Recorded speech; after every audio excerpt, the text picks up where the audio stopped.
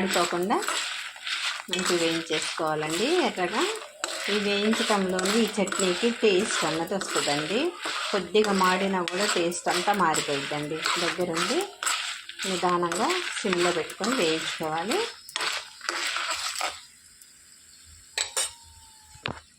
మిర్చి అనేది మంచిగా వేగిపోయిందండి. ఇప్పుడు ఇందులోనికి తరిగి శుభ్రం చేసి పెట్టుకున్న పైన తొక్క తీసి పెట్టుకున్న అల్లం ముక్కలు వేసేసుకోవాలి. సన్నగా తరిగి పెట్టుకున్న అల్లం ముక్కలు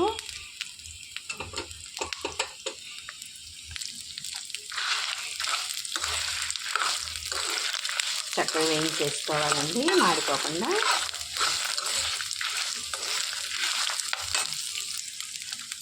అల్లం అనేది మంచిగా వేగిపోయింది. అన్నీ మంచిగా వేగిపోయాయండి. మంచి సువాసన వస్తూ ఉంది. అల్లం మంచిగా నూనెలో మగ్గి స్టవ్ ఆఫ్ చేసుకొని చల్లార్చుకొని మిక్సీ పట్టుకోవాలి.